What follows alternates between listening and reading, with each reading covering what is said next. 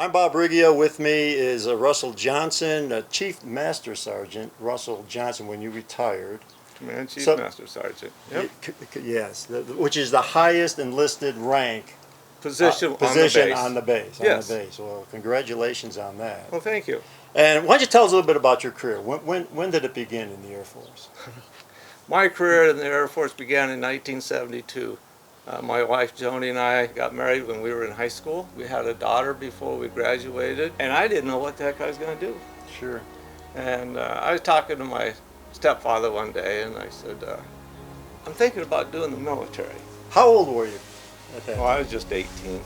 Like a lot of people, Sure. didn't know what you're going to do at 18. Just got out of high school? Yep, wasn't out of high school yet. And I asked my stepfather about it, and he said, I'll tell you what. He said, I was in the Army, and I was always in a tent in Korea. And the Air Force was always in a hotel. Now you tell me which one you want to do. 8th of July, I went to Sioux Falls, South Dakota, and the 9th of July, I was in Lackland Air Force Base, Texas. Was the draft in place back then? We had draft 72? numbers. You had, Yep. You had draft numbers. Yep. But So you could have been drafted as well. I could have been, but they got right. They were curtailing the draft at that point. But Joe, we needed to lead. We needed to be able to get out on our own. Not many people gave us a chance, and it was time to go. And where was your hometown here in South Dakota? Burke, South Dakota. Burke, South Dakota. Yeah, by Is that Winter East and River? Gregory. Okay. Yeah. All right. Yeah, that's our hometown. We both grew up there. And That's pretty country down there. farm kids. I was a lucky person. My whole career, I never worried about Joni, my wife. She always took care of the family. I would go to different countries. I would go all over this world. I would say, I'm leaving today, and who knows when I'm coming back. And she would take care of business. Unfortunately, a lot of people don't realize that. It's not the veteran. It's not the soldier. It's the entire family that joins the Army, joins the Air Force, joins the Marines, or joins the Navy. It's the entire family. They're all involved. Yes. For the active duty person to be successful, you need a strong support network.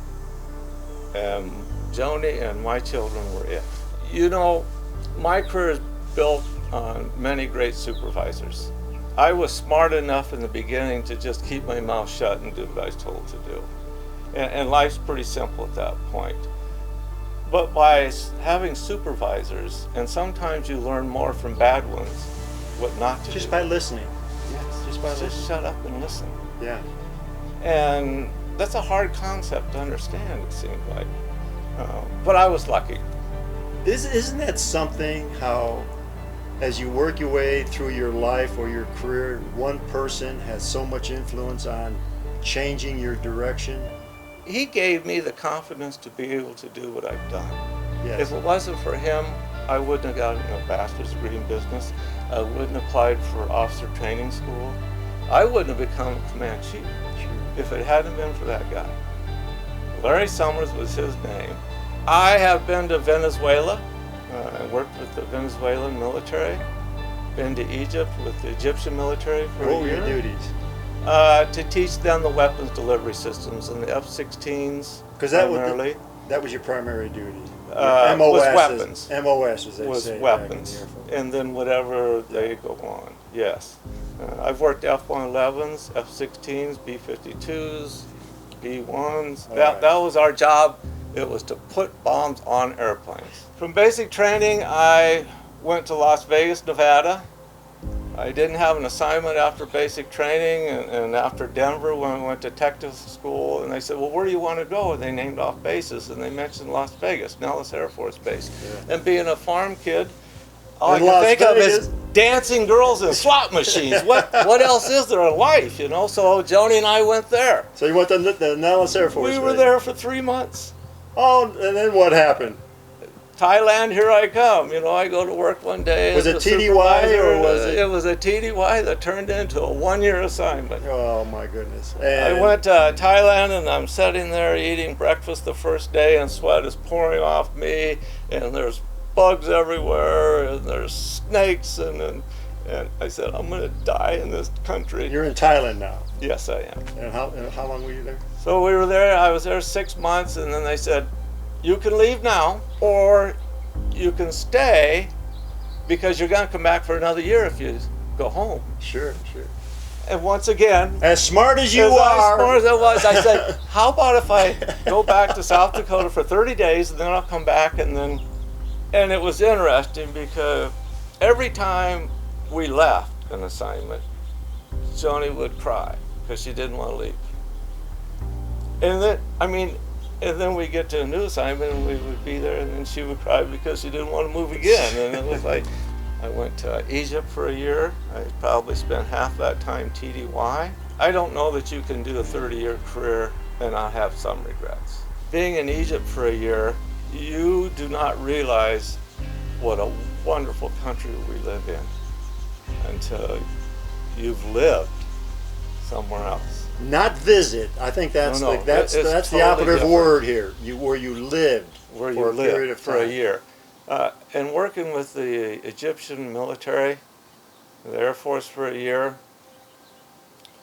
we had an interpreter who was just a wonderful fella.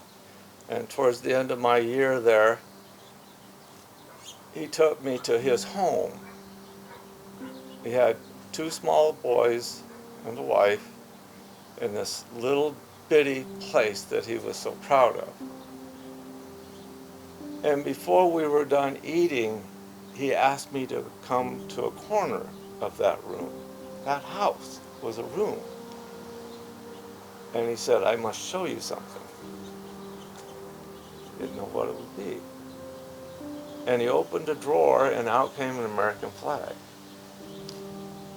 Him, as an Egyptian, holding an American flag was not something you wanted to be caught with. Sure. And I said, what are you doing? He said, I want you to take this American flag, and I want you to take my 2 small boys. And when you return to the United States, I want you to take them with you. Because in America, they might stand a chance. They won't here. And you know, we throw rocks at ourselves in the United States about our country and our differences. But until you have lived somewhere else, you do not realize what it is we have to lose by not working together. And it's a very sad thing to do. You have an awful lot of people who are paper patriots, I call them, who want to change, who want to be whatever they want to be. Go somewhere else. Try that out for a while. Very profound. You'll Very come home. profound. Sure. You'll come home. Sure. Without the support of your family, you can't achieve success. I know it's a worn out cliche, so to speak, but you know, to lead, you have to go. And I was able to lead knowing that my wife would take care of business. And it was something I never had to worry about. A true partnership. Yes. What a wonderful person. Russell, thank you so much for the time that you spent with us. I really, truly appreciate it. And from the bottom of my heart, thank you for your service. Thank you for your service. For And an 30 Air Force years. guy. An Air Force guy telling an Air Force guy. My pleasure. My real Thank you pleasure. so much. Thank you.